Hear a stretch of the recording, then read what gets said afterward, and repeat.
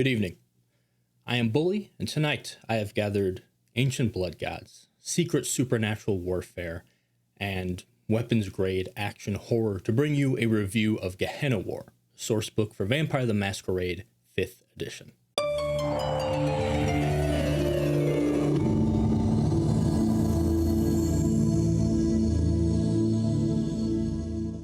The book is currently available for pre-order at the time of this recording. And as usual, I don't review TTRPG books in a sense of like a rating scale or even say like whether you should buy it or not, because it's going to be up to you and your table. TTRPG books just encompass too many things as far as, if you want it for entertainment, if you want it as a resource, or they also have to be like game design. There's a lot of things going on. So instead, what I do is I tell you what the book is, tell you what the book intends to do, whether or not I think it accomplishes that intention. I do a chapter by chapter dive so you know what to expect in the book.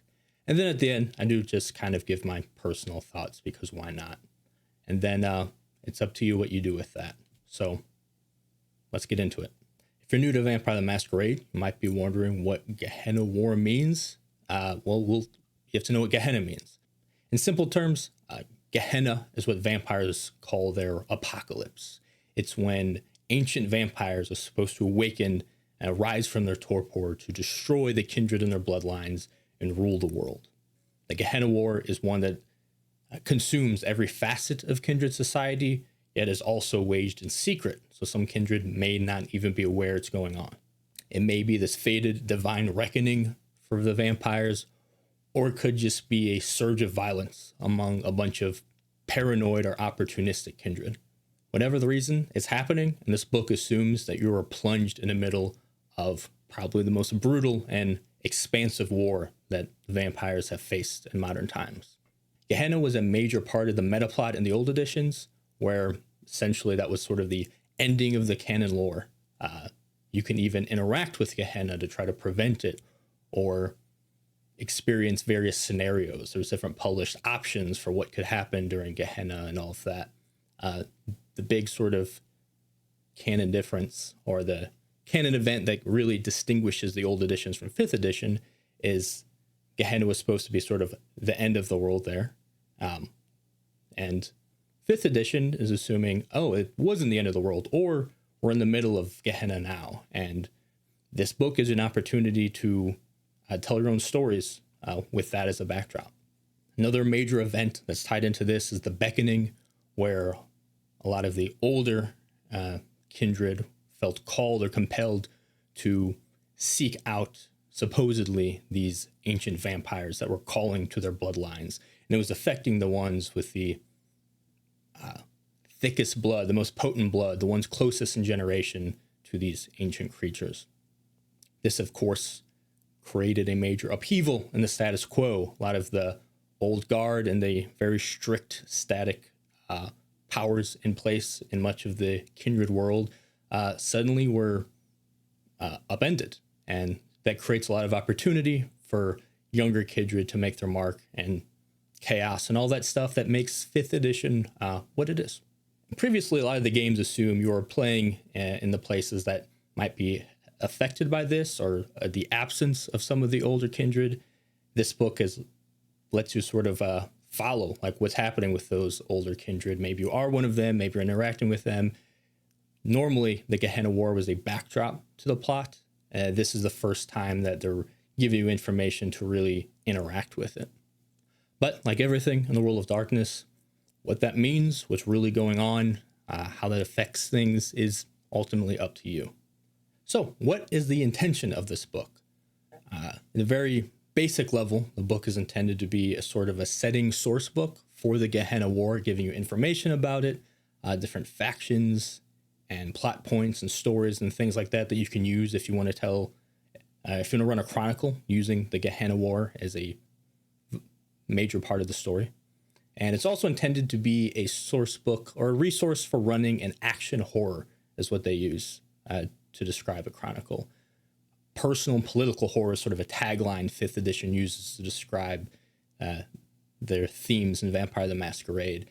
This leans into the action side of things. So if you want to run an action game, or if you want to run a Gehenna War game, oftentimes that could be one and the same. That's what this book is intended to allow you to do that. It's useful for both storytellers, and there's also a good chunk of things in here for players as well. In its own words, Gehenna War brings the machinations of the elders and secret societies to your chronicle. Hunt the elders who are supposedly beckoned away. You fight for the will of an ancient, a chance at a forbidden sin of diablerie, or to protect what truly matters to you. Gehenna War provides material both for players and storytellers to make the game sing, focusing on fast-paced action scenes and how those scenes can be woven into stories and chronicles. Now, does it accomplish what it sets out to do? I think largely yes. If we take the two main intention of it's a Gehenna War setting and its guidance on action horror, it does both of those things for sure. I will say I think it's stronger on a resource and storyteller guidance for running an action game than it is as a straight up setting resource book. This might be in part that because it's a setting book, the setting isn't a location. Vampire the Masquerade's a pretty heavy location-based game. You know, you flesh out a city and things like that. Really, the only example we have in 5th edition that I can recall off the top of my head for just a straight setting book would be Chicago by Night, which is superb, does an excellent job as a setting book. Gives you so much information, especially as a storyteller, that you can use to really run a chronicle based off the information they give you. They do a lot of the work for you. This does not do a lot of the work for you. And I think that's mostly because the Gehenna War is more of a plot device than a true setting. They don't necessarily give you fleshed out locations, a long list of NPCs and relationship maps and things of that nature. What it does is give you a bunch of information that's not necessarily concrete. And I don't think it should be. A lot of it is like, here's some options, and they cover a lot of the things. They cover the beckoning, they cover, you know, the different sects and how they're interacting with the Gehenna War, different factions and things like that, different Methuselahs. None of them are, here's exactly what's happening with them. A lot of them are, here's their basic thing, here's some options on how to use them. They don't give a lot of concrete answers, which again, personally, I like that because I make up a lot of my own stuff anyway. I'm one of those people who's got an imagination, but a lot of people do like just having a lot, especially if you're newer. I can see it would be useful just to have like, hey, just tell me what's going on, or like give me a city to play in, or give me a bunch of NPCs to throw at my players. I do think that's useful and also really good for inspiration. And I will say they don't really do that as much. A lot of it is, could be this, could be that, who knows, up to you, which at a glance feels a little bit like, oh, I wanted more. I wanted some juicy details. They have some amazing writers, and I want to see their take on stuff. But also, I very much understand that they don't really, especially with the Gehenna War, I think they're avoiding some of, in my opinion, were mistakes of the old editions, where they do just try to establish canon as fact. And a lot of people argue about it online because it's a lot of it's nonsense. And a lot of it doesn't make sense. And if storyteller wants to forego or get rid of certain plot points, some players might.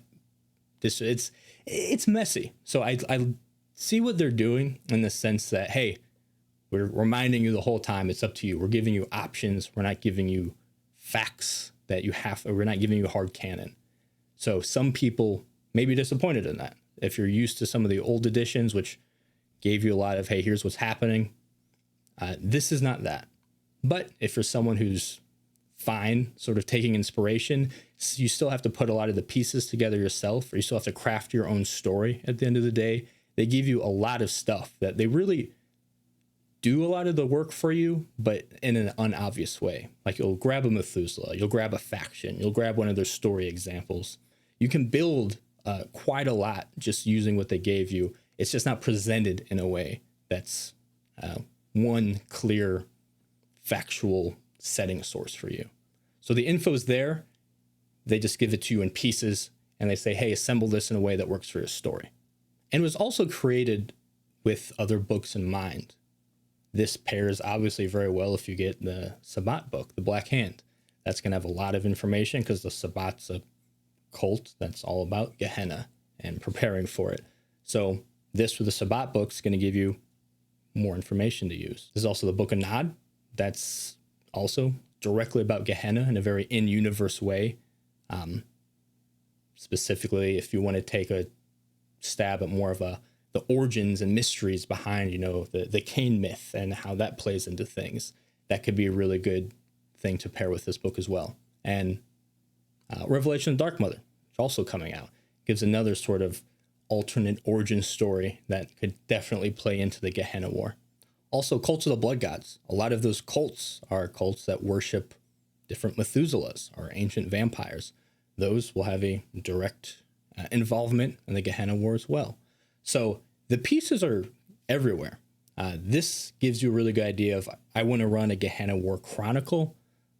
And then it's good at referencing like, hey, here's where to find this info or this info. And we give you a lot of info. It's all there for you to run an awesome game. Here's our advice on how to do it. And here's some interesting things that might be going on. As far as the other intention of the book, which is advice on how to run an action horror chronicle, it absolutely accomplishes this. This actually impressed me a lot. This was the part of the book I was less intrigued by. I'm not big into Vampire the Masquerade is the best game for an action chronicle. This sort of made a believer out of me, or I guess gave a lot of advice that I think is very useful for people who do want that. And me being who I am was like, you're going to tell me how to run a game? And they did. And I said, actually, thank you. There's a lot of useful things in here that I hadn't considered. And once again, humbled. They break it down from like talking about like action as a genre. Like depends they really approach it from like top down as far as just how to think in the meta of an action game and its pacing and arcs and tropes and things like that you want to use. Like they cover it from like a media standpoint and going all the way down to how to adjust Vampire the Masquerade 5th edition for an action chronicle, of thinking about how to use different rules differently, expanding combat options. They gave a lot of stuff that's very useful. One thing in particular, the zoning for something I love, which we'll get into when I get in that chapter. So I think the strongest part of this book is advice and alternate rules and tools and mechanics on how to run a satisfying action horror campaign for Vampire. And that was, I think, the biggest challenge. I'll be honest, I thought this book would be mostly lore and then their usual, like, here's some advice. It's about half and half, really. And the advice is really good. Writers know what they're talking about. You can tell they've really thought about this. They're masters of their craft. And I think a lot of them are pulling knowledge from the old editions, too, of that people tended to run a little more action-oriented and taking what works from that and then making it mesh pretty well with the 5th edition rules and ways where it still feels like 5th edition, which is, I think, a good thing. But making it, avoiding some of the things that I thought would sort of feel like a slog as far as this isn't a combat simulator, and they're aware of that and they cover it. So kudos on them. So if you want to know how to run a good action game using this system, this is like invaluable. And it even says, even if you don't want to run Gehenna War, obviously the advice is applicable for anything more action oriented. Even if you don't have a heavy action game, you might still want to use a lot of these rules or options for when you do have moments of action, which I'm sure will occur. So really, really good pick if that's something you're interested in. And just also as a storyteller, if you're a storyteller who's always looking to improve your craft and improve your storytelling, I think this is very much a worthwhile tool to have in your toolbox. If you just want a bunch of information on the Gehenna War and you want to read everything about it, you're a lore junkie, you might be a little disappointed because, again, they purposefully take the stance of, who knows, could be, they go through a lot of options and don't give you a lot of cold, hard canon, which, again, is on purpose and ultimately, I think, a good thing. And while this helps, I think, a lot, especially for more experienced storytellers who love, again, crafting their own chronicles, and they can do so with the pieces. If you're brand new, it's a little less useful as far as like just, hey, let me just give me everything I need. And like anyone could grab this book and just run a game real quick. Less of that. Though the stories in here are very good starting points. So overall, does it accomplish what it sets out to do as being a setting guide for the Gehenna War? Yes, but again, they give you the setting in pieces rather than wholesale. Does it accomplish what it sets out to do as far as giving you a guide on how to run action horror and Vampire the Masquerade? Absolutely exceeds that. Excellent for that. I think that's the main appeal of this book. Now, I'm going to do a chapter by chapter dive. First, let's look at what they say is in the book so you can get an idea of what we're going to get into. Gehenna War contains an overview of Gehenna War, its impact on the kindred sects. They have 7 different Methuselahs that they have some information on, rules for creating action-focused characters for action chronicles. They have new combat options. They have a player and storyteller-focused overview of how to play in and run action chronicles. They got 14 factions, 4 different stories, pre-written stories, advice, which is also just kind of new mechanics or options for bestial failures and messy criticals. We have 3 lore sheets, 9 new advantages and flaws, and then what everyone loves and can't get enough of, disciplines. 19 new disciplines. And I will say, this includes quite a few level 5s. The book has 6 chapters, 2 appendices. I'm going to briefly explain each chapter so you kind of know what they are. The chapter headings don't really tell you. So that we can skip around if you're interested in specific ones. The first 3 are for player and storyteller, and chapter 4 onwards is focused for storytellers. Chapter 1, and I'll use their own words, is a collection of viewpoints on the Gehenna War that can serve as inspiration and guidelines for player characters. Chapter 2 focuses on character creation for action chronicles, as well as more powerful character options. This is also where you'll find the new disciplines, advantages, flaws, and gear. Chapter 3 has advice for playing in and running an action horror game, and also examines it at the genre level. Chapter 4 looks at the Gehenna War from a storyteller perspective. It's going to give lore on what would likely be unknown to player characters, but it can also be really useful as story hooks as well as templates to spice up your action scenes. Chapter 5 is where the factions are. Chapter 6 is some of their pre-written stories that you can use for Gehenna War. And the first appendix has different mechanical options for dice tests. And Appendix II is Loresheets.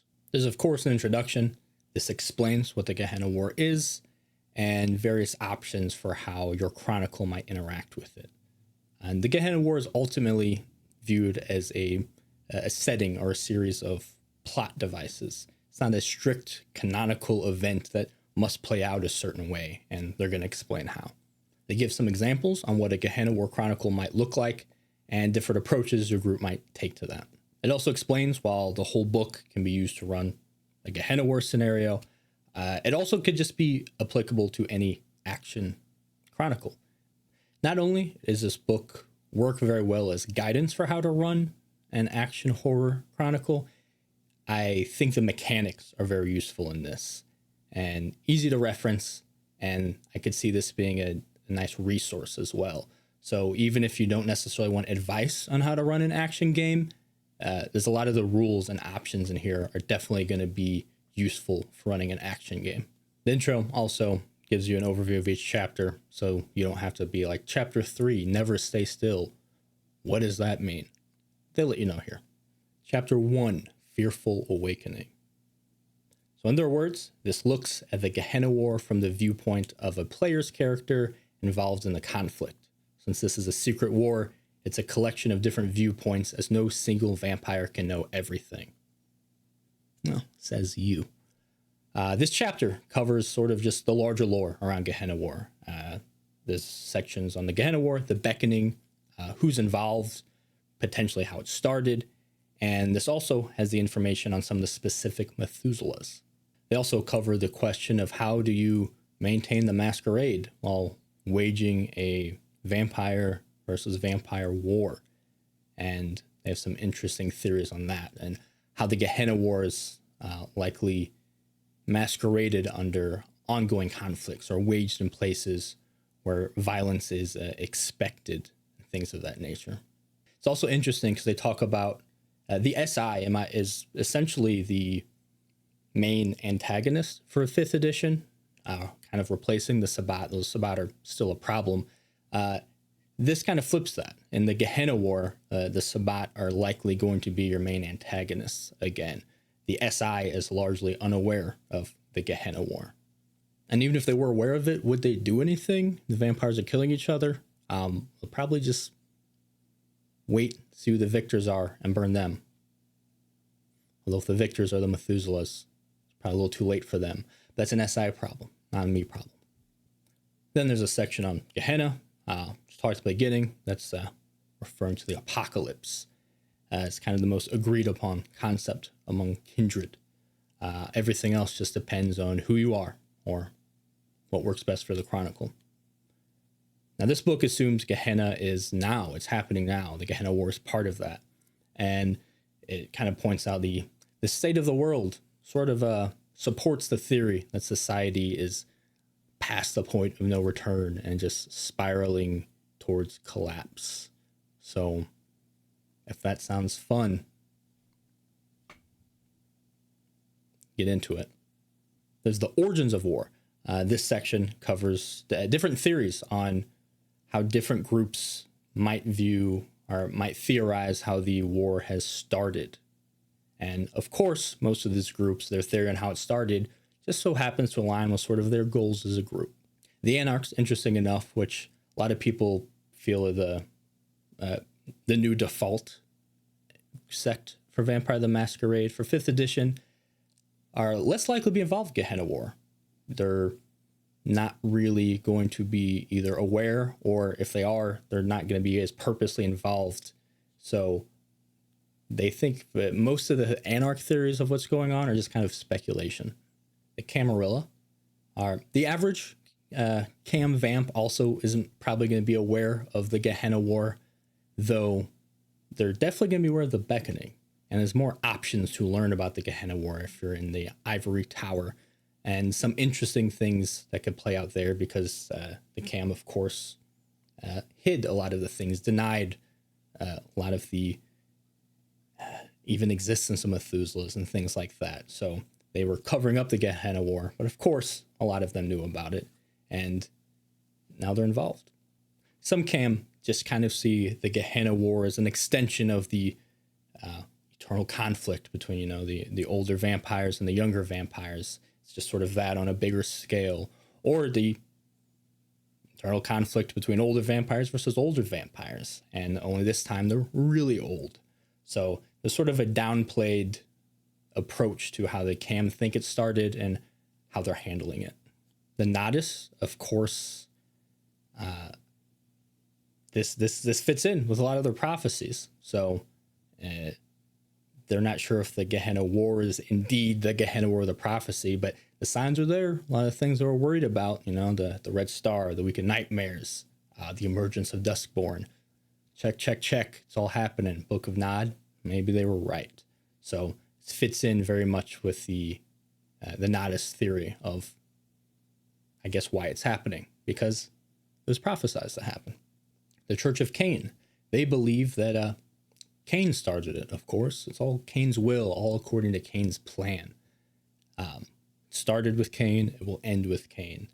And they might not know who winds up still alive after all of that, but they just know if you're on Cain's side, you're probably good. It's the will of the Dark Father.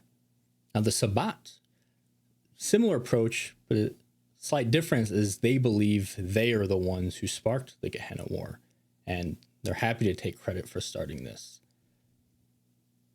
Some people are unsure if the Gehenna War started because the Sabbat started going after Methuselahs, so the Methuselahs started waking up, or did the Methuselahs start waking up and the Sabbat kicked in the gear, did what they've been training to do, and start going after them. Ultimately, it's up to the storyteller, but it gives some interesting approaches and different theories that, all can be true in different variants. and it could kind of be fun to interact with different NPCs with different theories. There's a section called Where, as in where is the Gehenna War happening? It's a secret war. There's not distinct battle lines or anything like that. It's essentially wherever people are fighting because of Gehenna. But they do talk about is places where there's conflict could be a way to hide the Gehenna War conflict. Of course, just do what you're comfortable with and what your table's comfortable with. They don't say there's a war happening here and that's secretly vampires. They don't make that mistake anymore. They learned. Which some people, this is something I wanted a little bit. I did want like just some location examples, which I guess they do kind of give you in a roundabout way, but something a little more fleshed out would have been cool. But also, it can happen anywhere. So if there is a Methuselah in the city of a game you're already running, congratulations, you can adjust to a Gehenna War Chronicle because it's happening there. It can happen anywhere. Basically, this section just says the battles are usually fought in areas where mortal violence can sort of cover up the secret vampire war. There's a section on the beckoning. Beckoning's very interesting to me. It's something I really like and have played with a little bit in some of the games that I've ran. If you don't know, the beckoning is the phenomenon that causes the older vampires to be called away by a mysterious force. Again, the general belief is that mysterious force is the ancients, the Methuselahs, but who knows? Could be other things, or could be a hoax, could be a lie. Maybe for some it is true, and it talks about maybe some elders are pretending to be beckoned, or some vampires who are pretending to be elders are like, oh no, all the actual elders getting called away. Me too, because I'm an elder. A lot of interesting kind of things, scenarios they throw out that you could play with that make for some fun hooks. This also means that the Gehenna War Chronicle might not be like low level. It says like, hey, this could be really powerful elders just having this cataclysmic fist fights, and you could be involved in that. You can be some of them, and that's something that could be very appealing, I think, to a lot of players that was, I think, maybe discouraged and not as supported by the lore and rules before. It's also kind of fun just to think about like former Justicars, princes, sect leaders, and things like that. Usually, pulling the strings, running whole domains and massive networks, suddenly like fist fighting for their lives in the street somewhere because they were supernaturally called to do so. There's a section on diablerie, which we know is bad, and usually it's just kind of done willy-nilly and by a lot of people.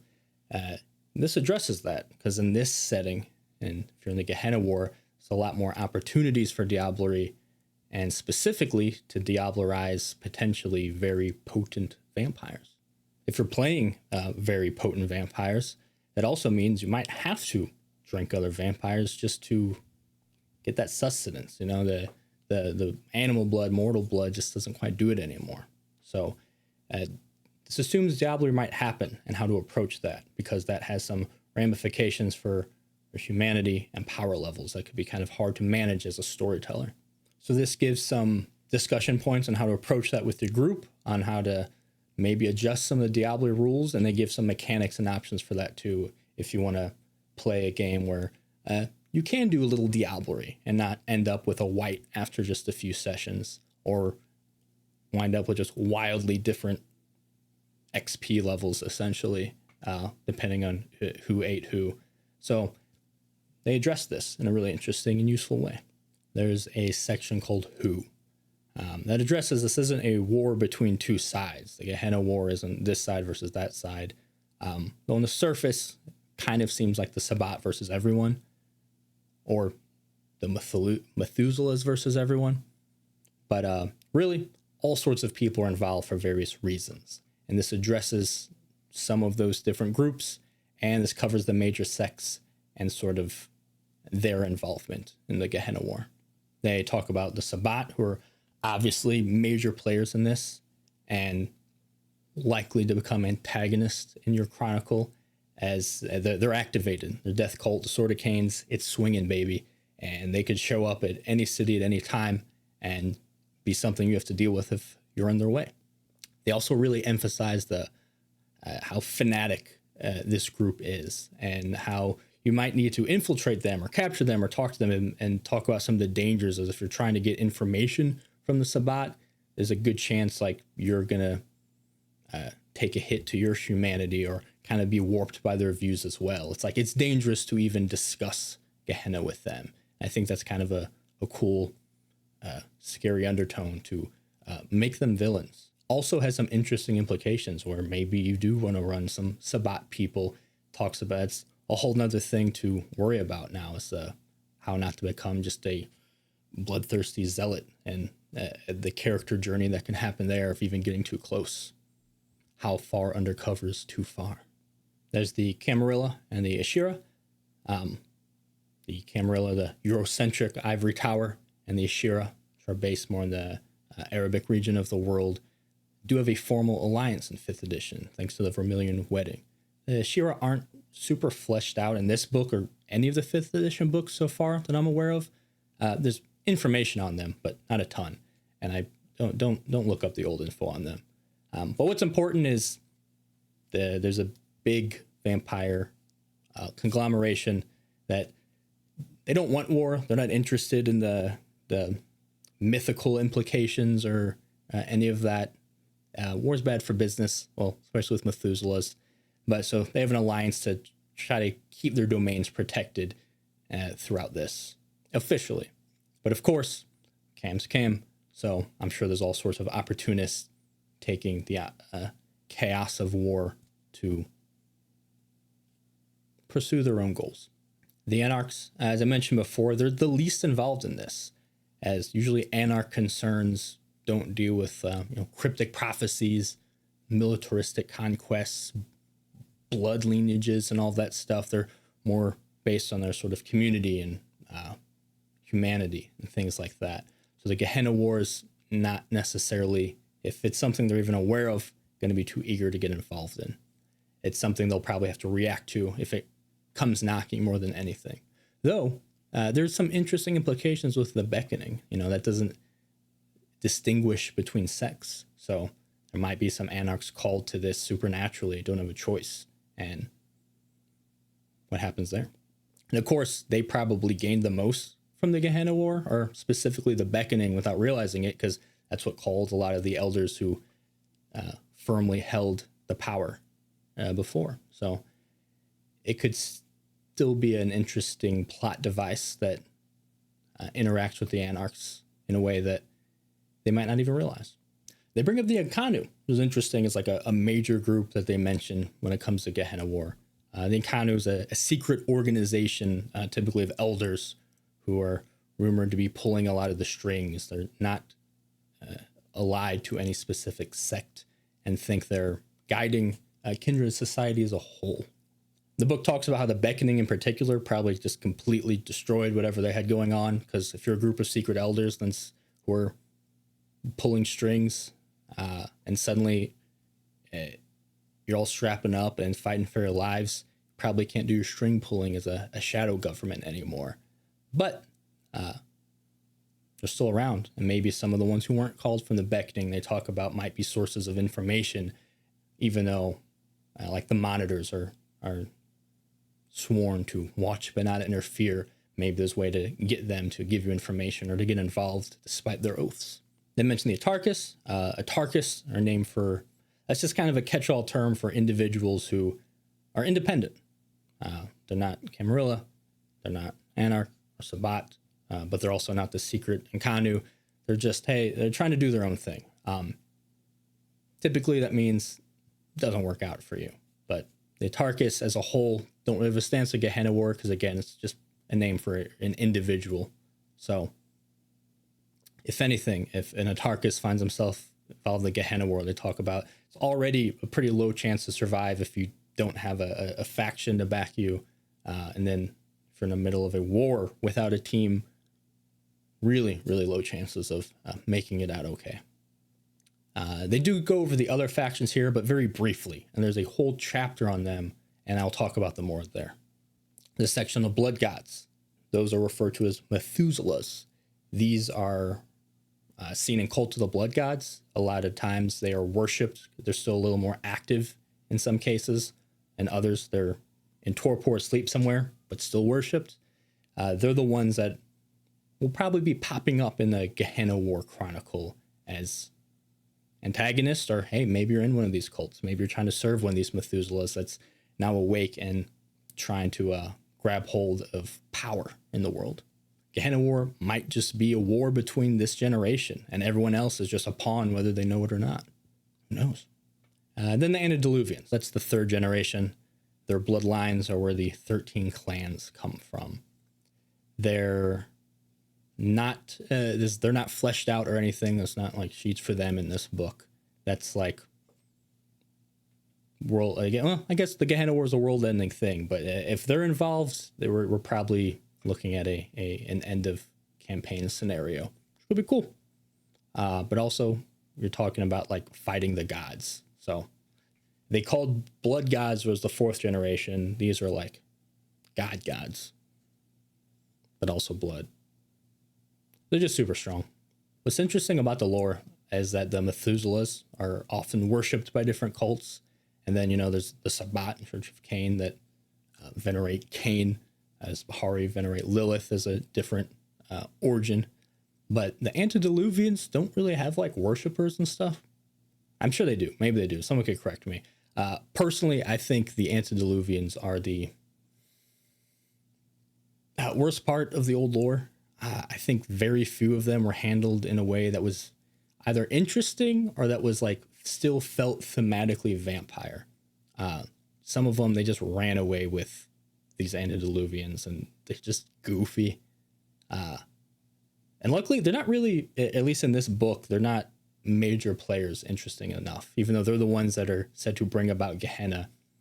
Again, this book doesn't assume you're going to be interacting with things that powerful. If you want to know more about them, there's plenty in some of the old books that you can read who they are and what they've been up to.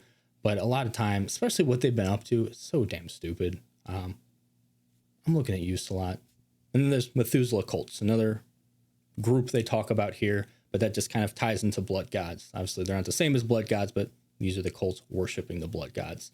And I think that'll be a very interesting thing for a player to be involved in, but they're out there. What exactly they're doing in the Gehenna War is essentially whatever their Methuselah wants them to do. So it's going to vary wildly depending on who that Methuselah is. Then they have some examples of events that can be connected to the Gehenna War that you can sort of plug in any domain, really. Then there's the Methuselahs. They go through 7 different examples of Methuselahs in sort of greater detail. They don't give them like stats or anything like that because it's unnecessary. Their powers are more like narrative plot things rather than like actual things to roll. But we'll get into that later. They actually have a section on Methuselah level powers, which is really fun. Give you a little sneak peek here. They have art of each of them, or at least a symbol sort of representing them. There's an in-universe snippet about each of them, which is pretty cool. It gives you their clan, generation, which is going to be 4th, a reputation, a description of them, and then some rumors about them. And the rumors are purposefully conflicting. So again, it gives you different options about maybe what they're up to or how to use them. The Methuselahs they give you are, there's a Siri, a Toreador, it's a ghostly woman who subtly influences some of the most powerful kindred in the world, and specifically sort of their power structures, and said to maybe serve something even more ancient than herself.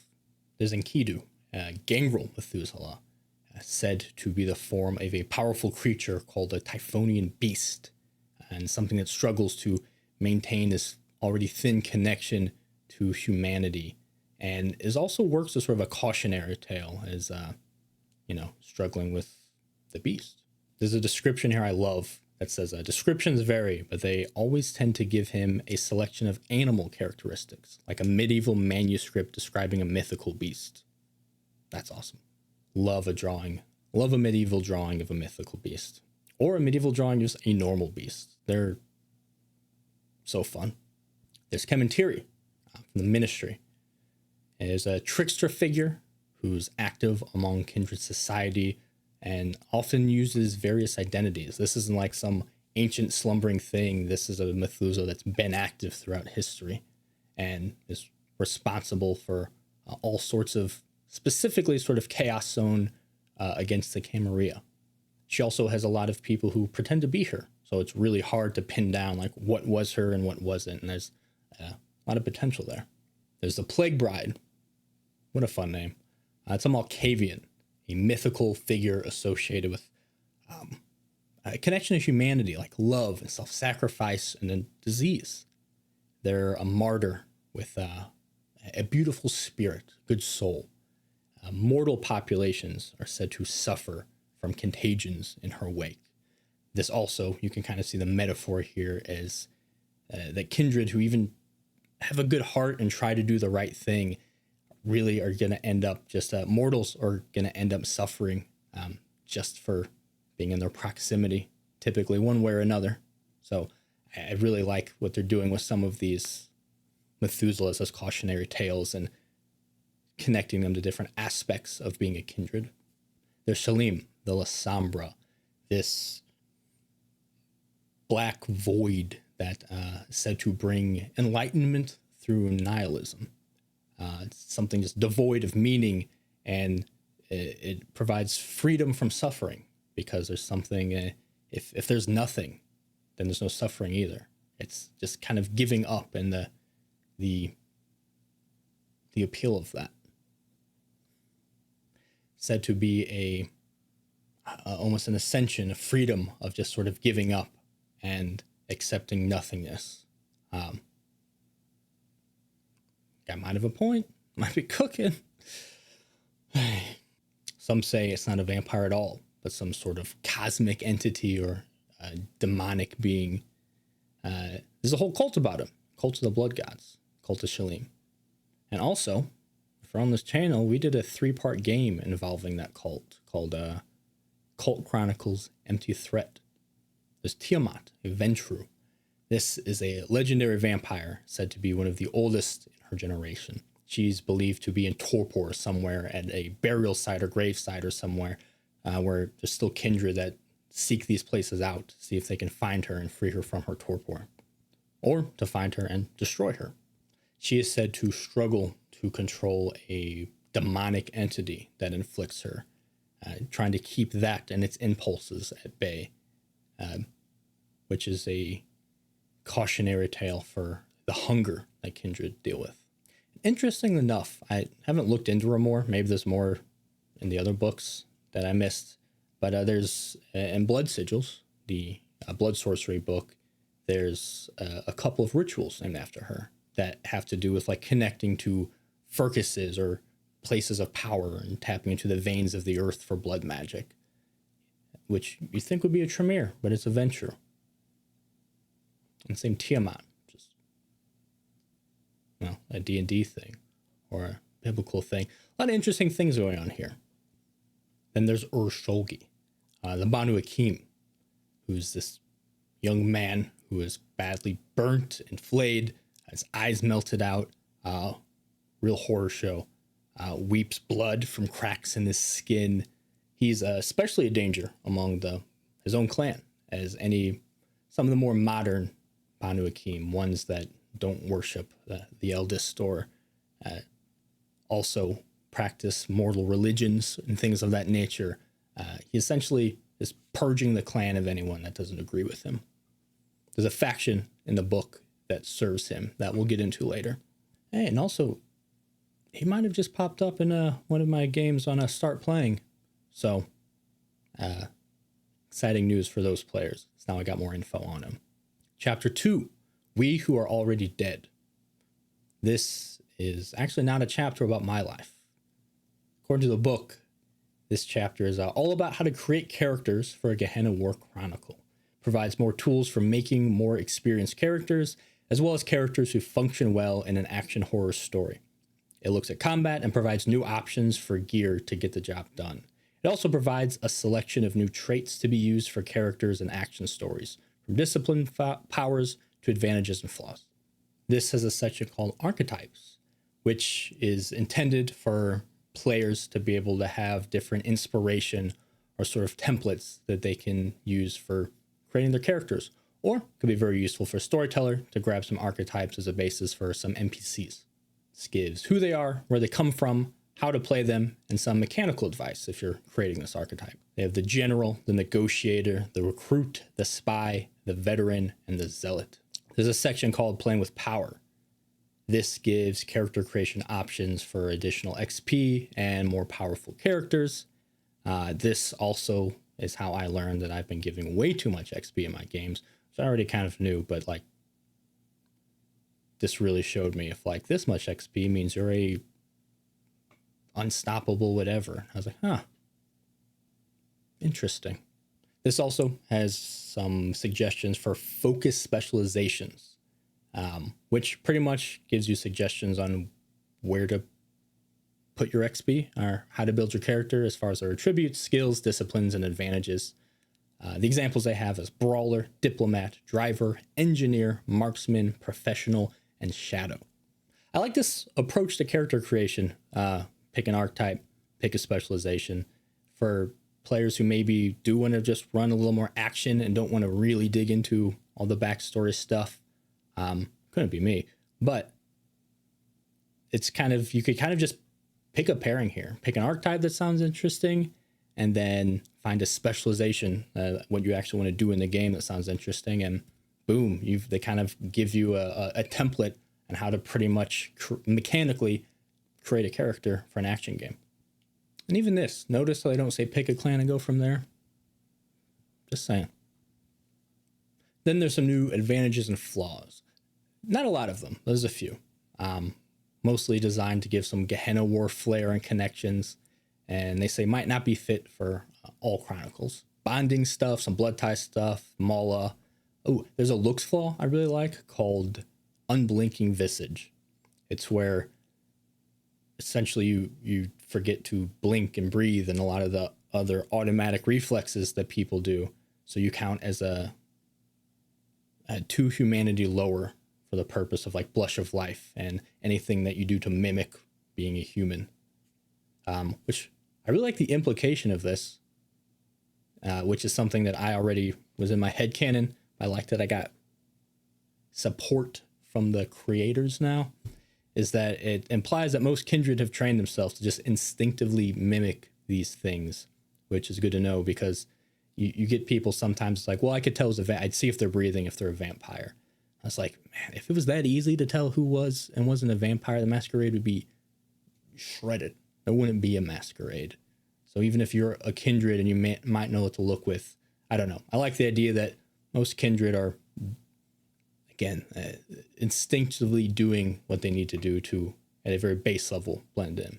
Then, of course, there's other ways, like, eating things and blush of life if you want to really mimic it. But I like the implication of that. And I also like that there's a flaw that you forget to do this stuff and you come off as really off-putting to everyone. There's diablerie flaws. Looking at you know who you are. And also has a list of previous flaws that can be used as diablerie flaws. Basically, these are things that you're almost getting the flaws from whoever you drink.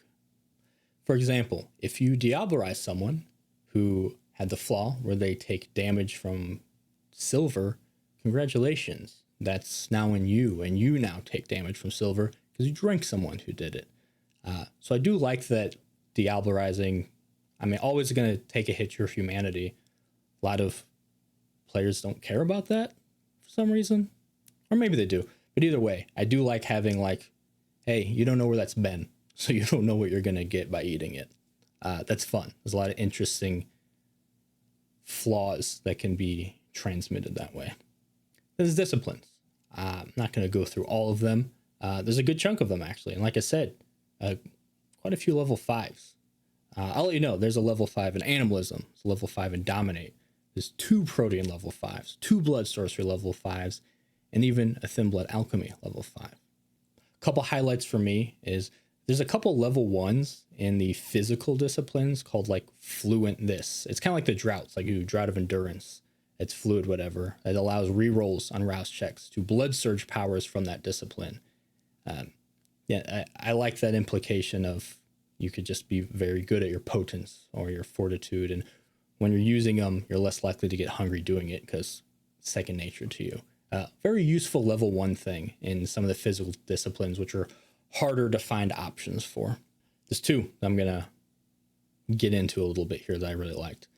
There's Blood Form, which is a Protean 5 with a Blood Sorcery 2 prerequisite.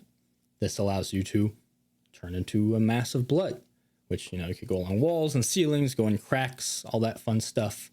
You're immune to damage, except for fire and sunlight. This will combo very well with powers, especially blood sorcery powers that require you to touch someone with your blood. You are blood, so helps out that way. And you can still use disciplines while in this form. And if you're thinking, well, what if it's a discipline that requires me to say something or requires eye contact? You can partially reform some body parts, which means you could be a pile of blood, and then you can form a couple little eyeballs to stare at someone and dominate them. That's wild and horrific.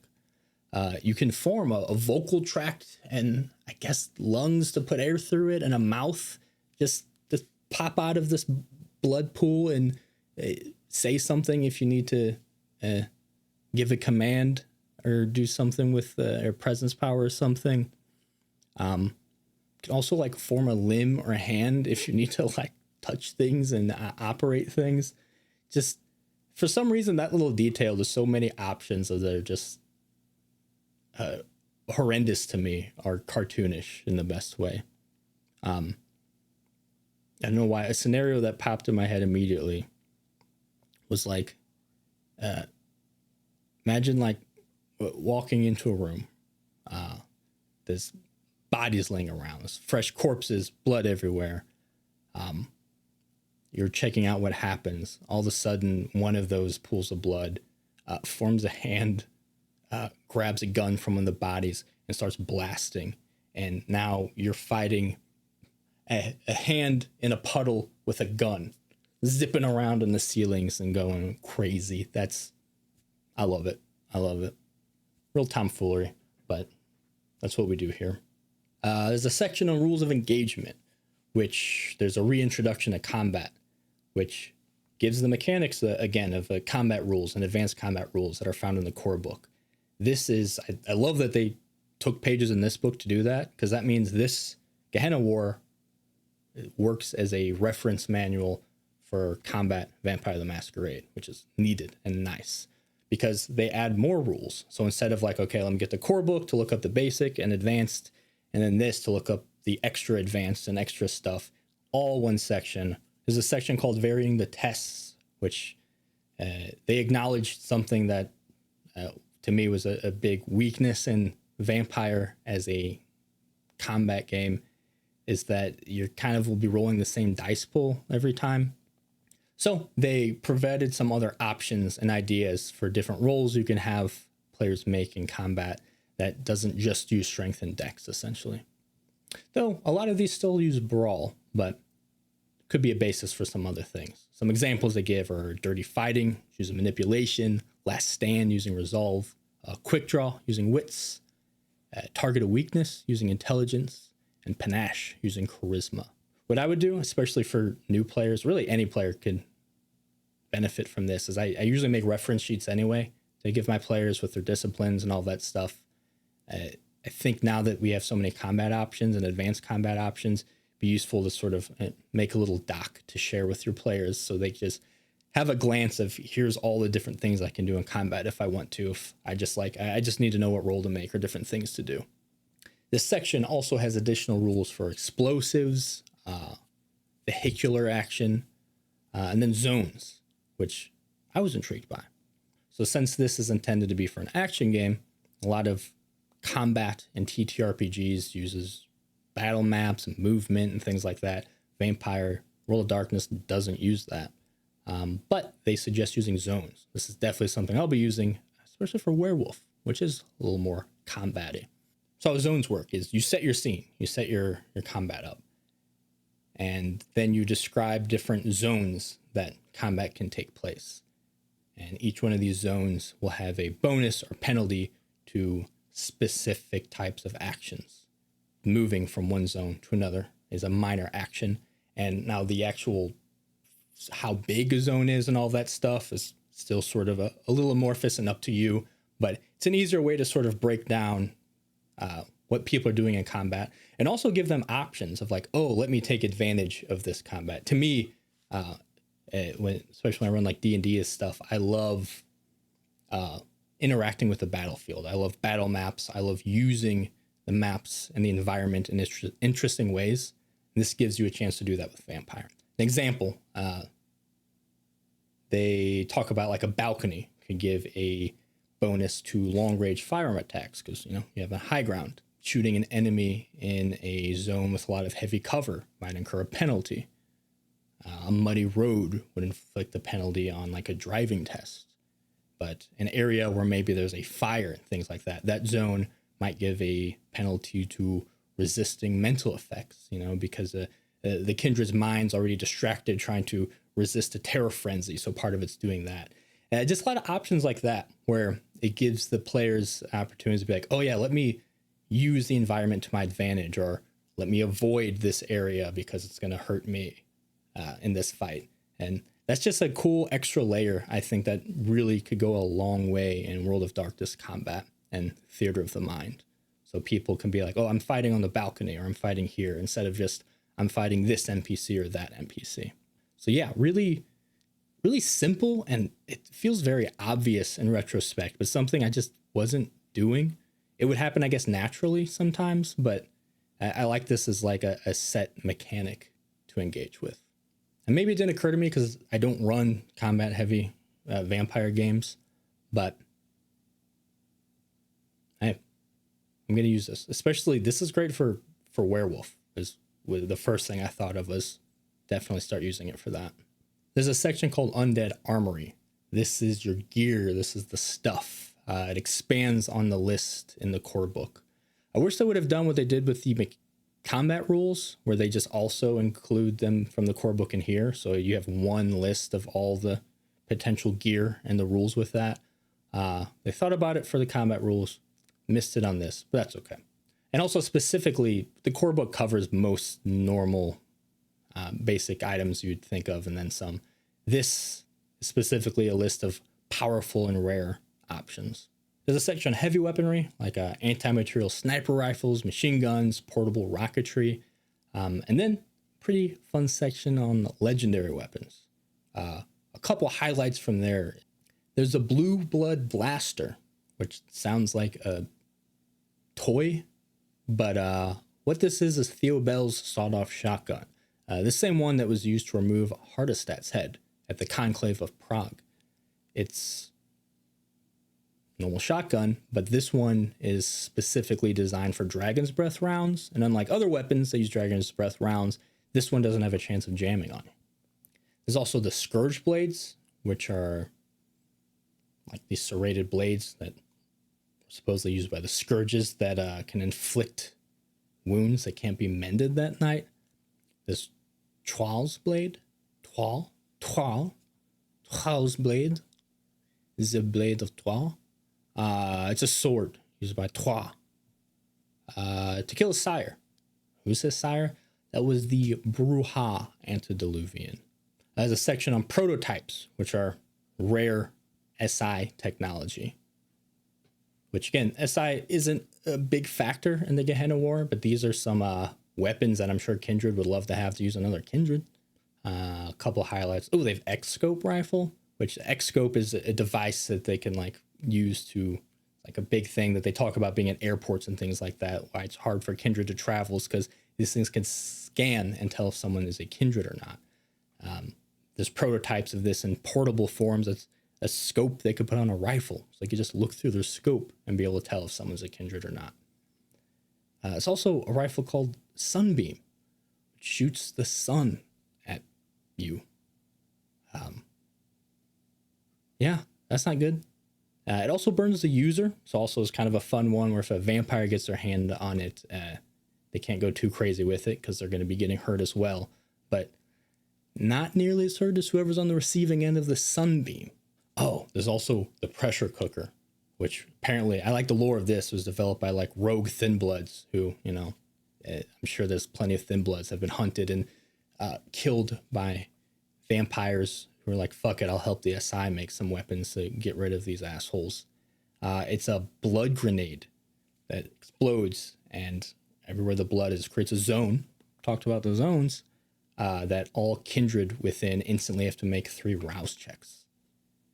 Drop one of those in Elysium. That's a good time for everybody. Chapter 3, Never Stay Still. This examines action as a genre in the context of vampire. What does it mean to play action stories in a horror game? What kind of things do vampires fight for? So this is, I think, an amazing chapter. This is a chapter I was most impressed with, as just from a creative, someone who's into writing and things like that, creating stories. They did a really good job on giving advice on how to make vampire an action game. This one I'm not going to break down section by section because it's a lot, and you can't really just like do justice to that by just like doing a quick overview of the advice they give. But it dives into how to build a good action chronicle, like piece by piece, what rules you might want to adjust. If this is something that appeals to you, I absolutely read it. Especially if you're a new storyteller and new to vampire, and as a group that's new and it might be more used to some of the bigger games that are essentially all about combat. This will be very useful. And not only do they do it from like a philosophical level, but also they give really useful, just like step-by-step guidance on here's how to build your chronicle, like step 1, 2, 3, 4, and so on. Which they talk about, like pick your genre. Like it helps to know what genre you're working in a little bit, which of course you could play around with and mix and match and whatnot, but a very good foundation for any game. Then the character creation, making sure characters complement the story and the genre. Section on pacing, which I think is something that action in vampires was struggled with the most. So they talk about that. And setting the stage and creating villains. They have a whole section on that, understanding their motivations, how to make them memorable, building their network. Again, a lot of just really good advice that anyone's probably could use either as a refresher or learn a lot from. They have some things adjusting the rules for an action chronicle, which they talk about not bogging things down with just endless dice rolls. There's alternate rouse check rules, which are interesting. So essentially, there's an option where instead of like you rouse and then you do your roll and then you get hungry, this is you just keep track of all your rouse checks for the scene, and then you get hit with the results of those at the end. So you're not constantly in the big combat thing where you're going to be rolling a lot probably. And rousing a lot and things like that. You're not just constantly frenzying or constantly having to feed. This sort of lets you get through the scene, because a lot of times, again, the hunger system and all of that, I love it, and it works very well for personal political horror. It does sort of interrupts an action scene, which is confusing because it also creates an action scene, but that's a problem. Usually the beast comes out in bad time.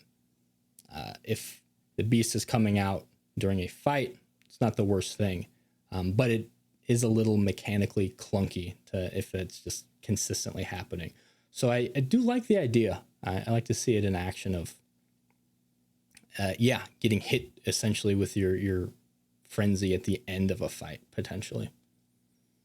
And they talk about frenzies. They talk about frenzy tests and how to limit them. They suggest to 1 per scene, or use narrative frenzies instead of mechanical ones, or lower the difficulty tests to frenzy. Because again, this is something that a frenzy's a bad thing to happen in 99% of situations, but in a chronicle where you're at war, a lot of times it's just going to take away from your tactics or action and things like that. If every fight turns into mindless beasts biting each other.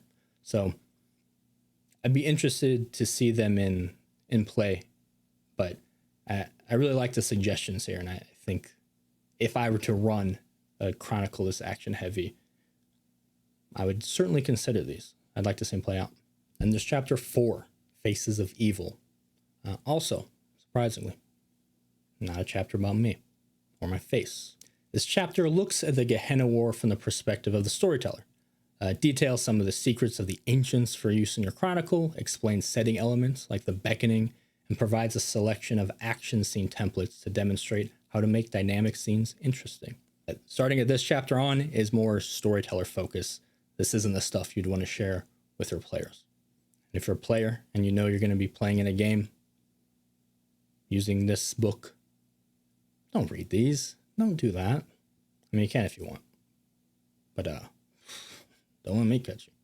Something they talk about here in their intro to this chapter, which I really latched onto, is how they designed this to emulate the politics found in a traditional vampire game by, rather than having like, you know, your rivals and little political machinations and schemes and subtle movements, they have that, but it's all just scaled up.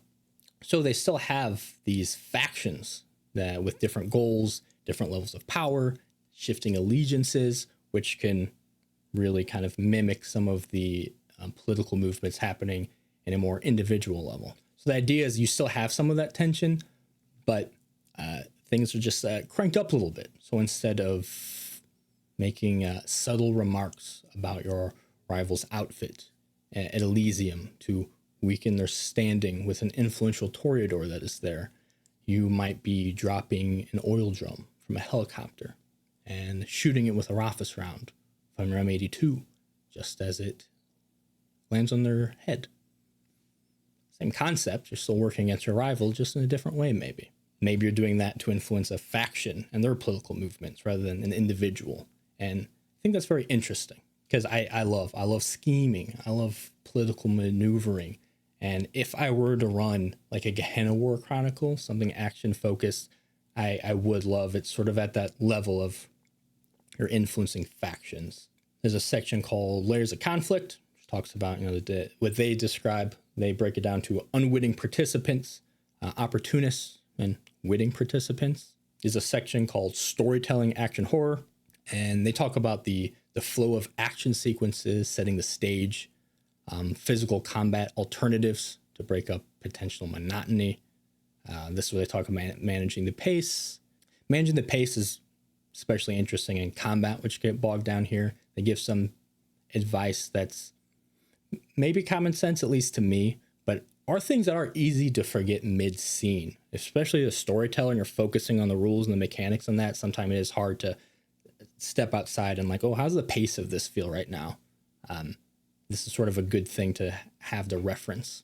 Then they talk about all sorts of things. There's flow of control, talk about shifting alliances, describing damage, and leaning into the body horror, how to do twists, how to do with the beast, action scenes in general.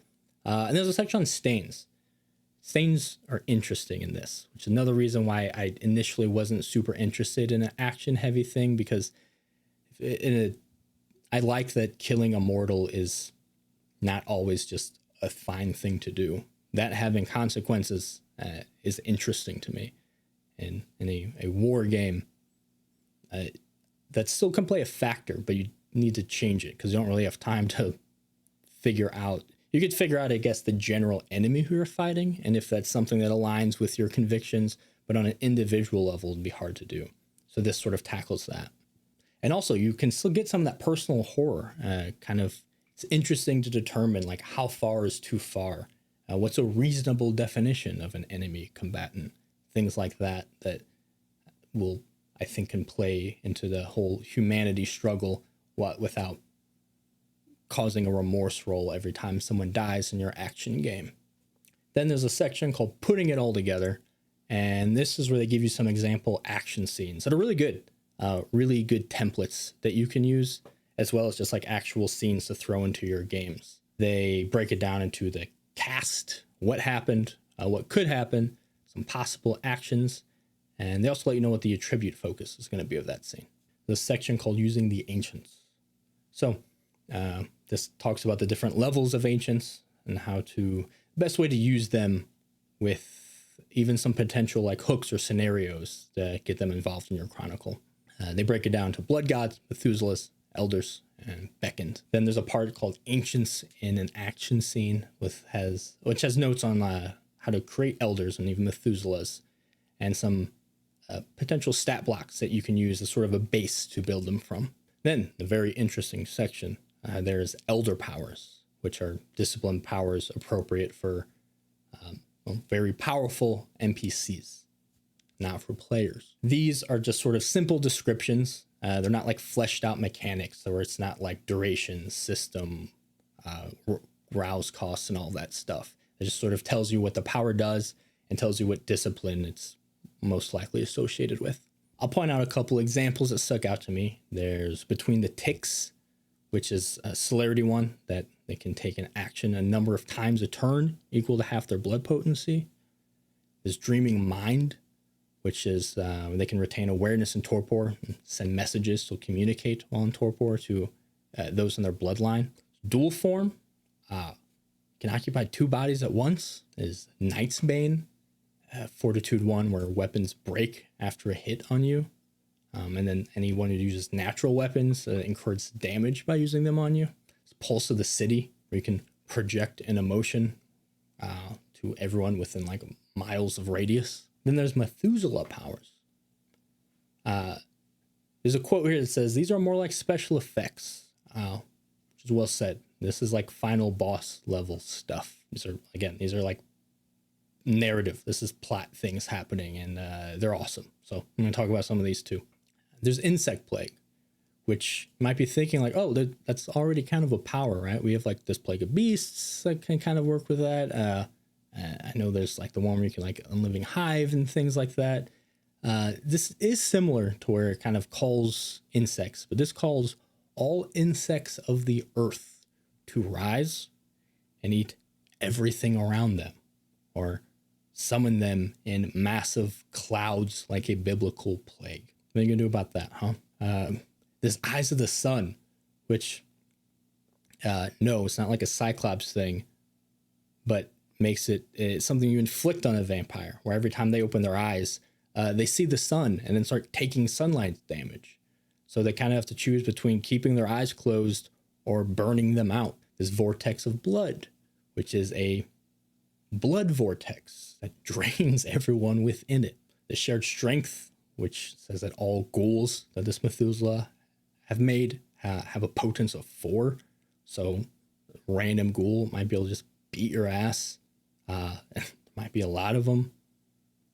Ooh, this Resurgence allows the vampire to, once it's destroyed, it reconstitutes a new body from whatever animal is nearby. So just imagine like just going down in the city, and then somewhere off away from the battlefield, someone's walking their dog, who then is just in the wrong place, wrong time, and that dog bursts into a Methuselah. Hilarious implications.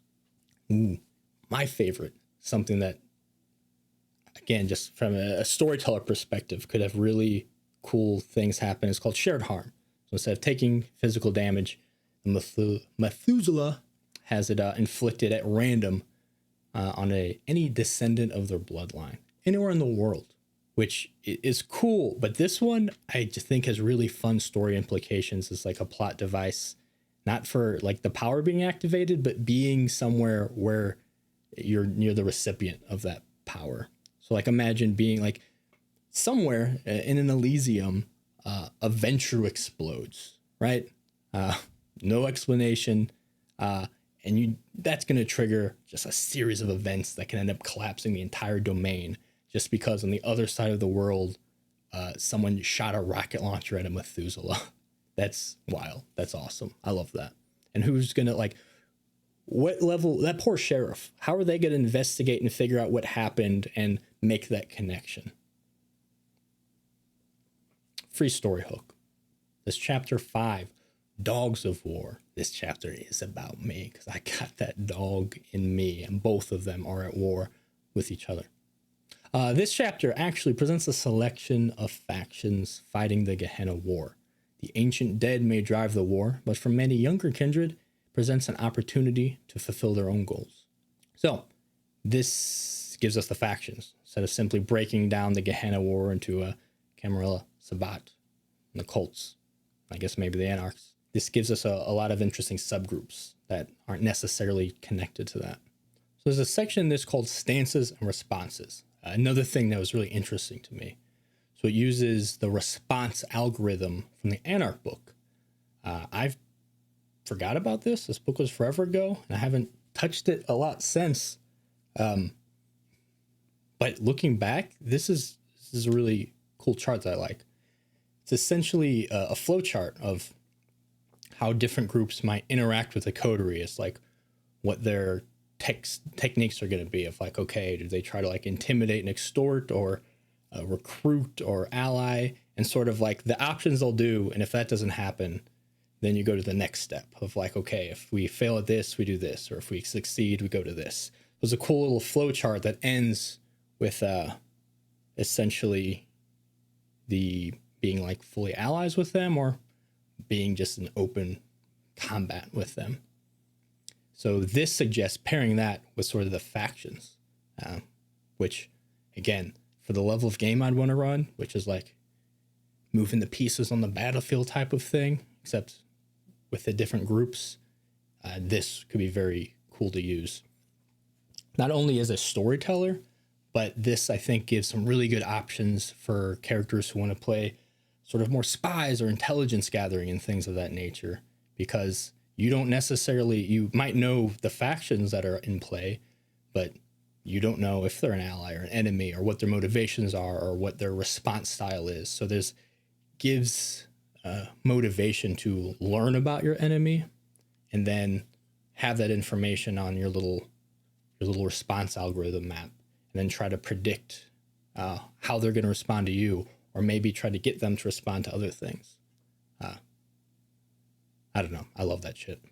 And also, this is something that, like, instead of a relationship map, the players can have this as well and fill it out as they learn intel on the factions or groups, and so they can kind of have their little war room and figure out how to where people are in their little flow chart. If I would love that as a player. Do I want to play in the Gehenna War game? I think so. It's also might just be too complicated. I'm someone, I love crunch. If it's crunchy, it's for me. So this is a fun crunch tactical layer to Vampire the Masquerade. Something I didn't think would be something I wanted. This is a good way to do it. Also, that level of maneuvering and, again, triggering responses and stuff like that still feels vampire to me. So still fits the thematic elements that I need. There's 14 factions that they have listed here. I'll show you a little example here and how they break them down. So they break down each faction into description of the faction, their goals, their allegiances, their stance and response, scenes that they might be involved in, and then some sort of like power or ability or mechanic associated with them as well, usually some sort of perk or bonus. And then there's an antagonist template. So you have some stats for a typical NPC from this faction. And go over this briefly.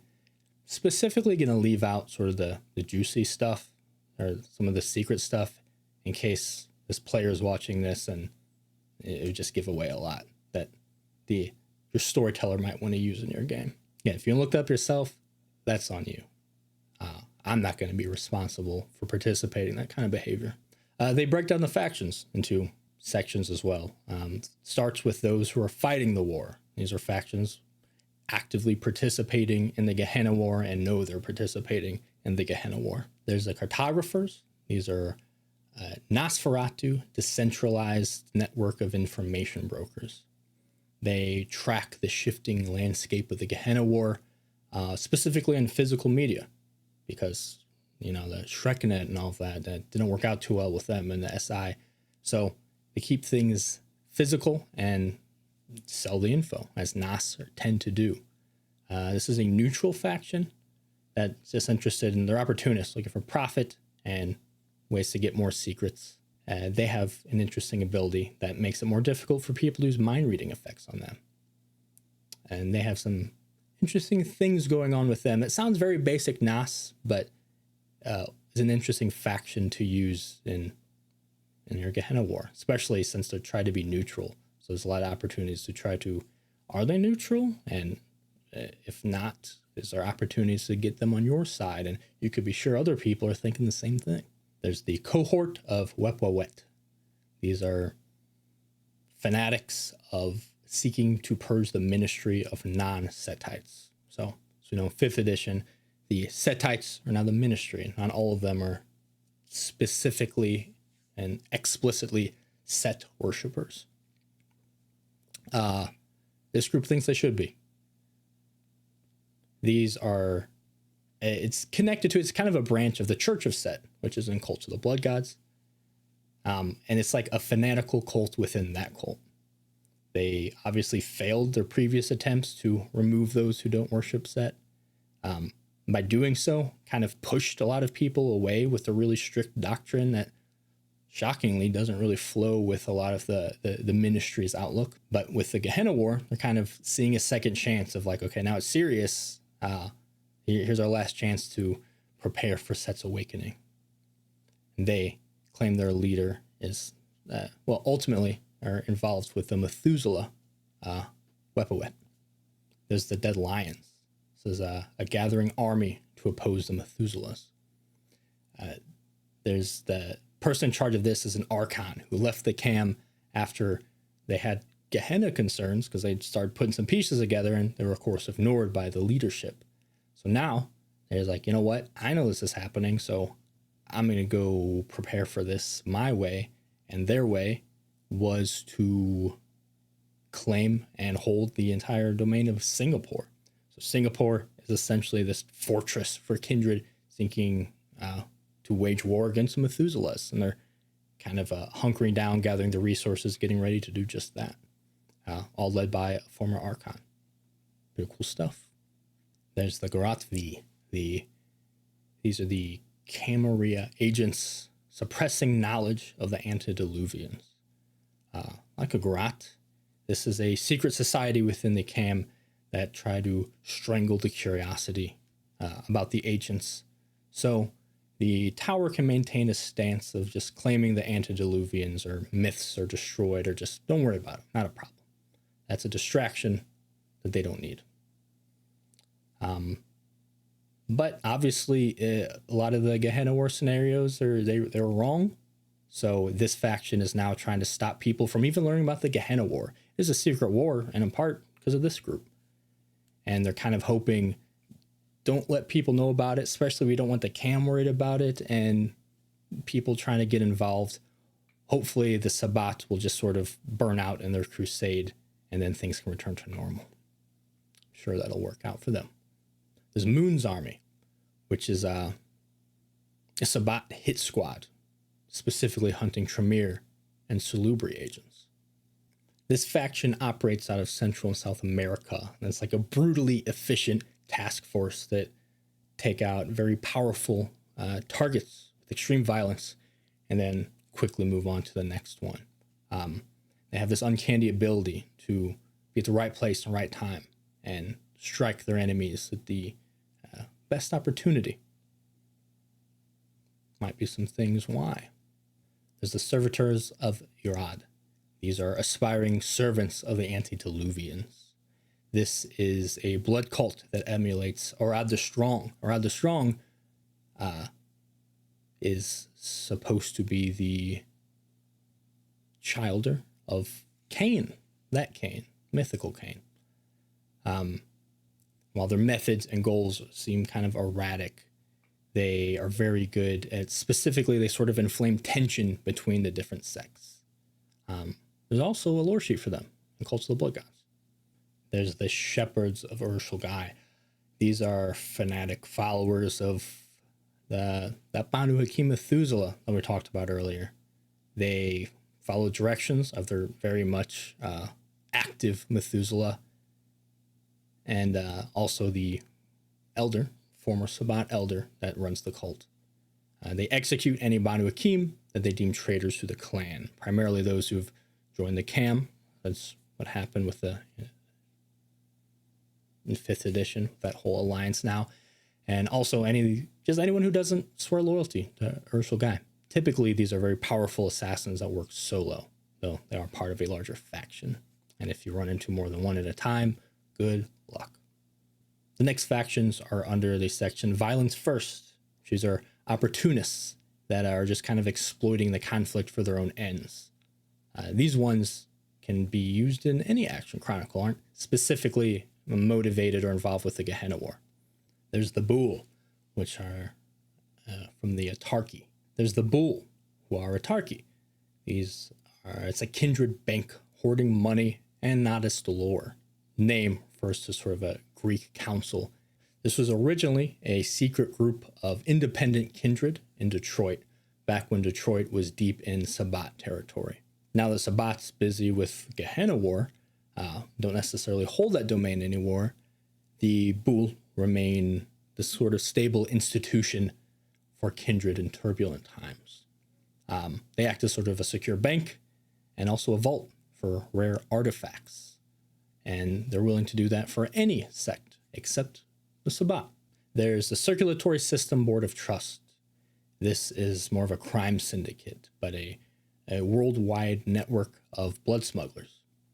It's a relatively new organization, as the Circulatory System's new organization. There's information on them in almost all the books mention them in one way or another.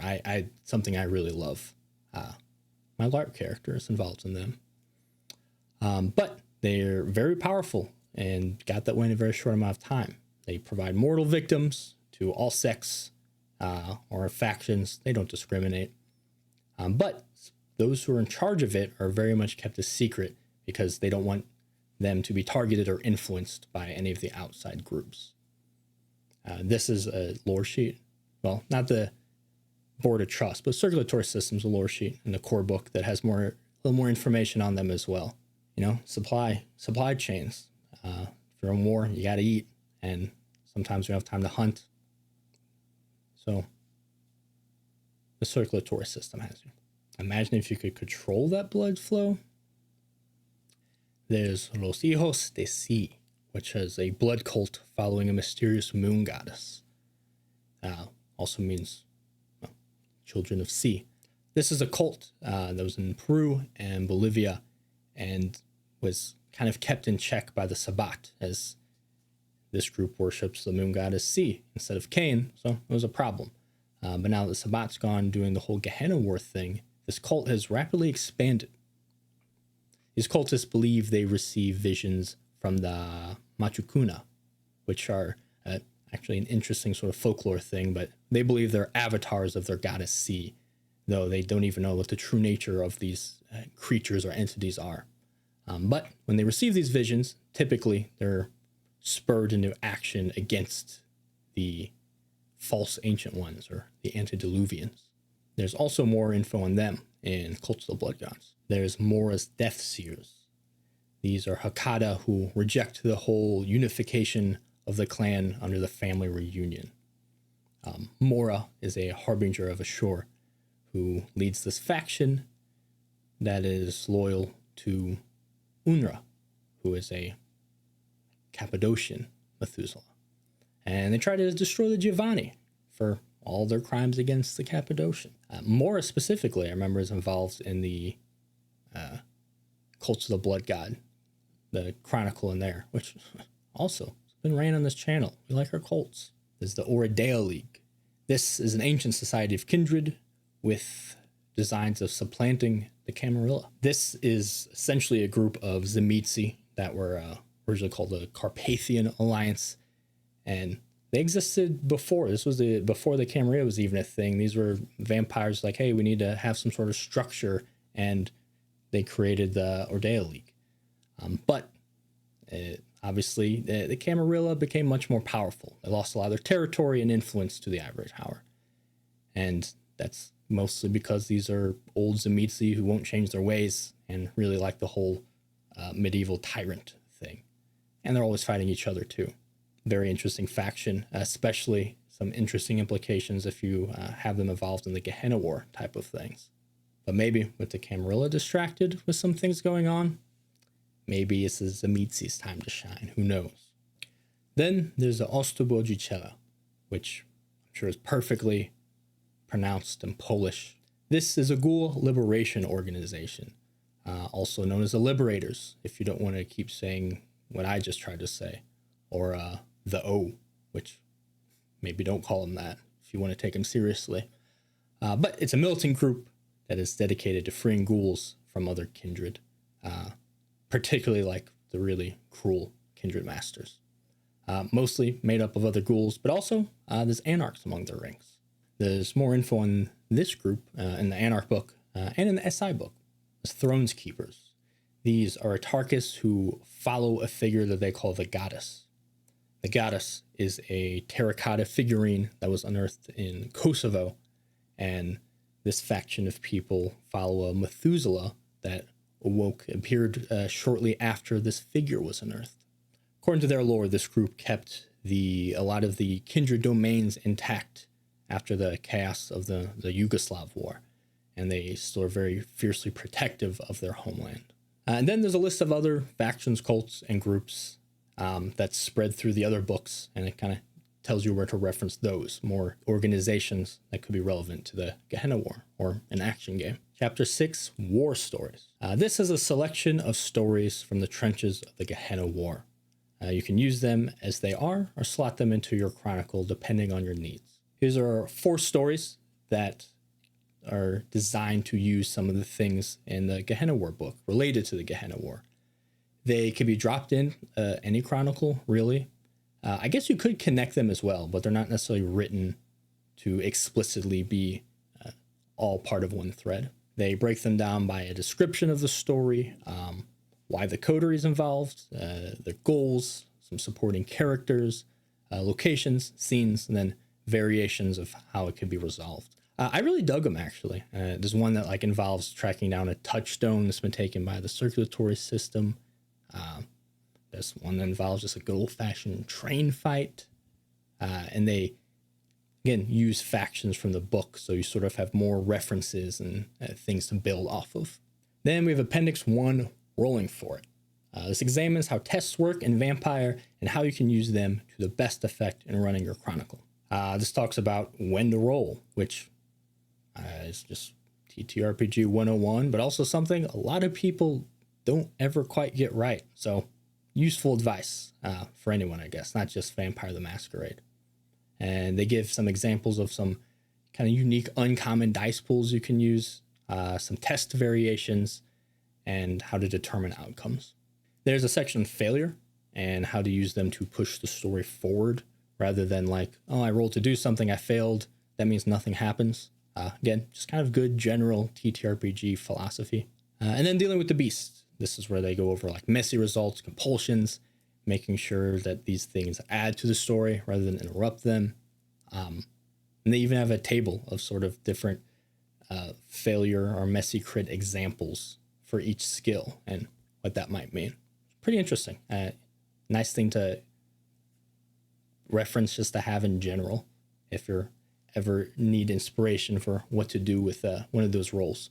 And then there's Appendix II, Loresheets. There's only 3 of them, and it also has a list of other lore sheets that would be directly connected to the Gehenna War, which there are quite a few.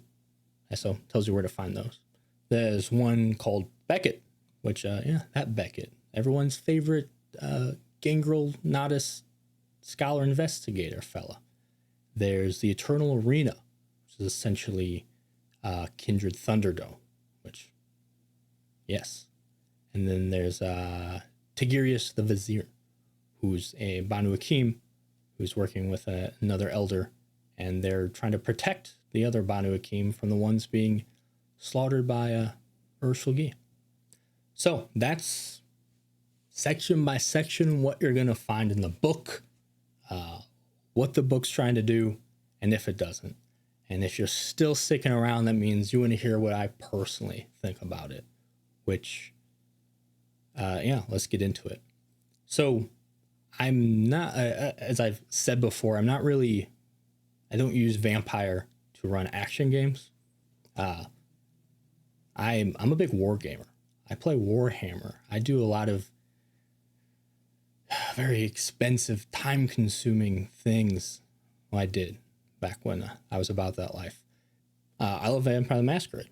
Overworld of Darkness, I don't use them as combat games, though. I don't think they do that well, but also that I don't think they try to do that well. So I was not skeptical, but I was kind of interested to see how they... At first, I guess I was like, why? I like that Vampire isn't an action game, so I didn't necessarily want it to try to be, but was pretty pleasantly surprised with this book. And mostly their approach. It really was... Again, I don't know why. I guess I'm cynical, but they know what they're doing. These designers play the game, made the old games, making these games. They got a little bit of people from everywhere. Really good team working on this, and I've liked a lot of the recent stuff they've been putting out, including this. Mostly their approach to how to make Vampire action. It was impressive on how they still had kept it Vampire. There's still potential for that personal horror. For that political horror, rather than just adding a bunch of combat mechanics, they also added rules to make it less crunchy and how to keep combat flowing and be less bogged down and have more variety. They really tackled it in a pretty interesting way that I think will do wonders for this. Is if you use these rules over just the core rules for running combat, it's a clear improvement. And if you're running a combat heavy chronicle, you're definitely going to want to be leaning into these. Again, I don't run one, but there's still a lot of use I got out of this, and I'm definitely pulling some of these rules for my own games. Like I said, I like the zones. I want to use that response algorithm in a way. I'll figure that out. And then I do have some Methuselah stuff happening in some chronicles that this could be useful for. So again, this isn't necessarily made for me, but I'm glad they made it, and I think it's very useful. I did want to see a little bit more on the setting side. I think I like Chicago by Night so much, and I'm really rooting for... I love bringing new people into this game. This isn't an amazing resource for a brand new storyteller, as far as you can't just pick it up and play. But again, you also, if you're playing for the first time, don't do an action chronicle for Vampire. You should. Crimson Gutter does an amazing job if you want to get the Vampire experience as a new player. I know there's going to be people who just want more just lore, and they want it canon, and they want to tell me what happened so I don't have to think for myself. There's definitely going to be people disappointed in how not concrete the Gehenna War lore is. There's a lot there. It's just spread out. Like, you'll have to take stuff from the Methuselah section, from the factions section, from the beckoning blurb, and all these things. Like, you can create a really full narrative, and that gives you all sorts of stuff to use, but you have to figure that out yourself. Again, awesome for me, but definitely is work that some people want these books to do more of the work for them. This one doesn't do a lot of the work for you. Also, Gehenna just does not interest me as a concept. I like... I don't know what it says about me. Mage is my favorite... in case you haven't heard, Mage is my favorite World of Darkness game, but I really like a more grounded fiction. I'm not big on apocalypse level things and just world ending. Like, I like my conflict personal. And so the concept of Gehenna and the end times and ancient blood gods rising and all of that, it feels a little, I don't know. It's not my thing. But because it's not my thing, I like that they left it open for Gehenna War. Could be all sorts of different stuff. And you can really play with a lot of that paranoia and sort of the horrors of war and the different sort of fanatical beliefs clashing with each other, and like who's pulling the strings and who's pulling the strings of those people pulling the strings. there's still a lot of like cool vampire machinations and struggles that can be played out on the level of a global war that does, like I said, reading this made me way more interested than before I read it.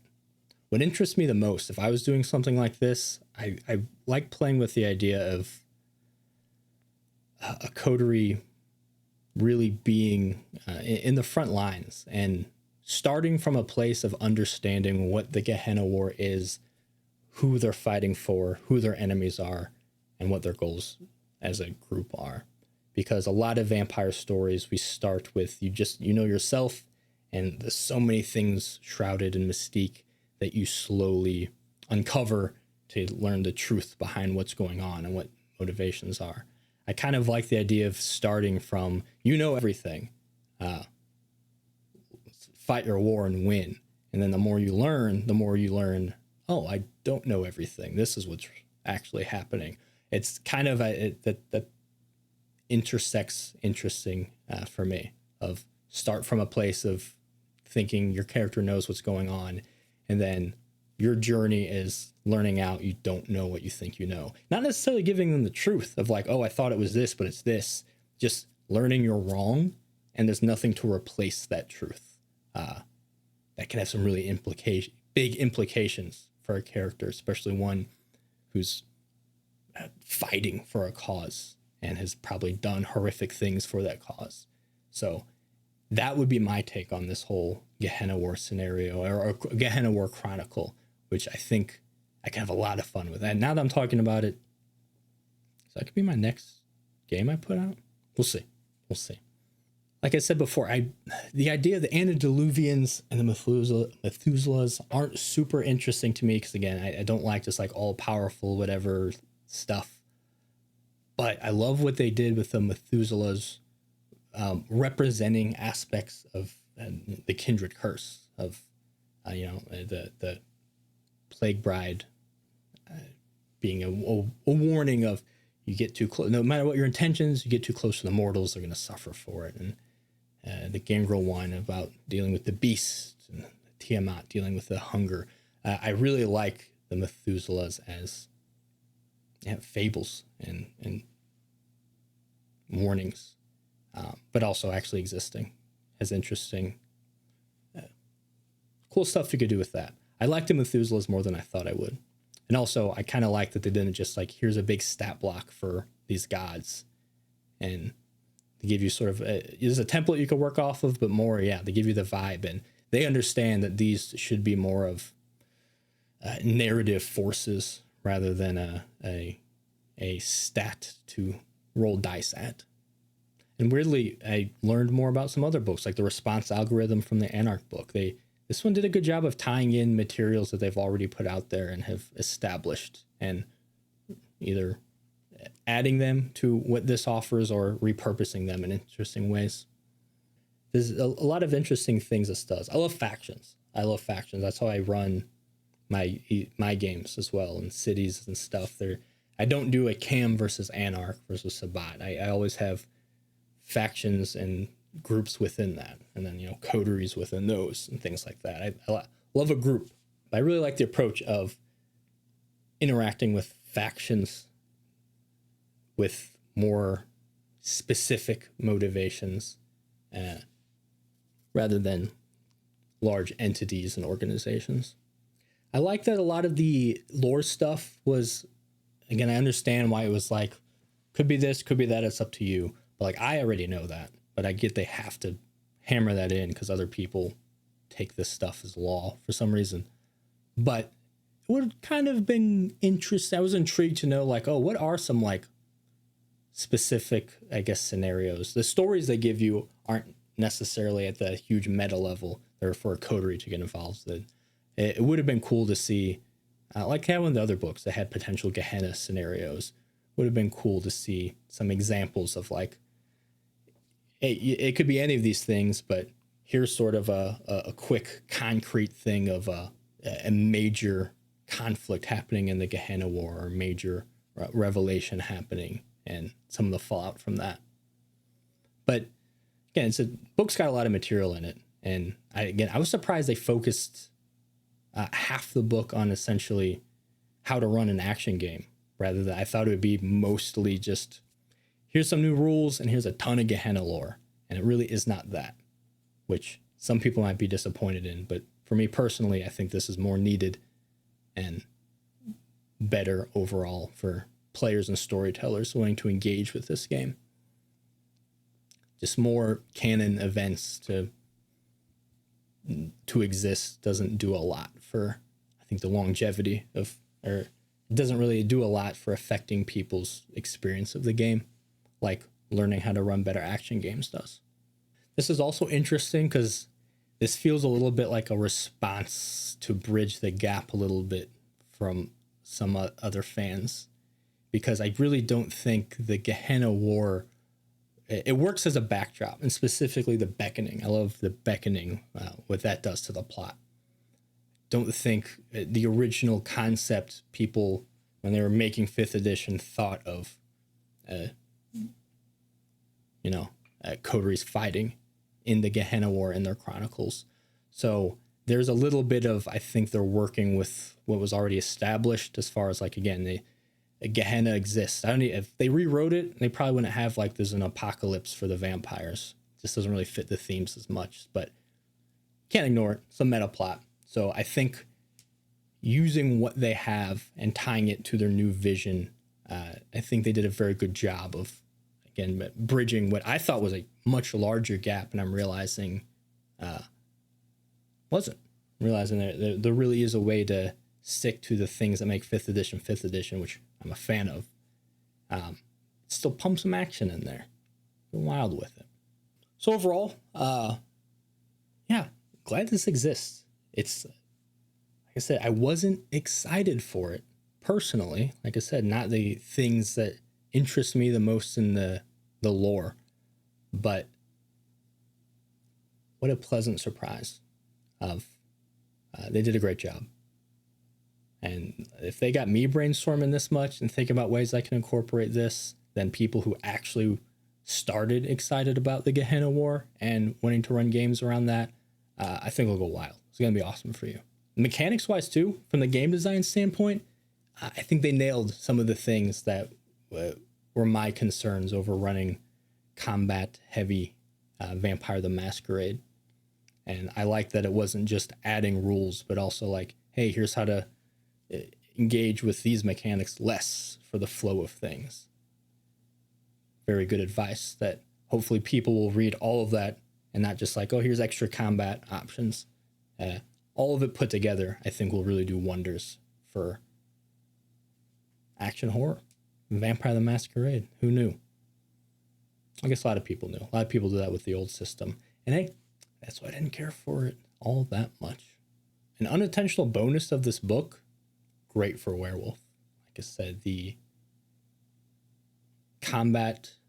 extra combat options, a lot more available in werewolf because a lot of their gifts incorporate it.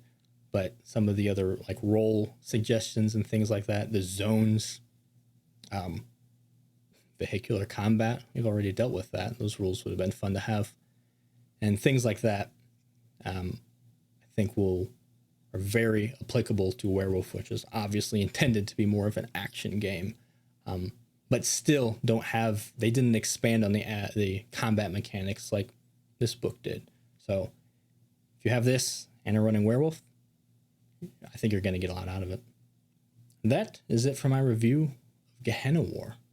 I definitely want to hear about how some of these combat options are implemented. So let me know if you've used this and how it went. And if you already run an action heavy vampire game, I'd like to hear your thoughts on it too. If you're changing anything, if this was similar to how you're doing things already, or if it kind of opened your eyes to new options, or maybe you just like it how it was and you're just running with it. Who knows? Either way, I like to hear opinions I don't talk to a lot of people who run action heavy vampire games. So I'd love to hear from you if you fit that criteria. Otherwise, I can't find my lighter. Is this the first act of the Gehenna War? I don't know. But I do know that ritual must end. So thank you for letting me in. Never forget to close the door and open the war.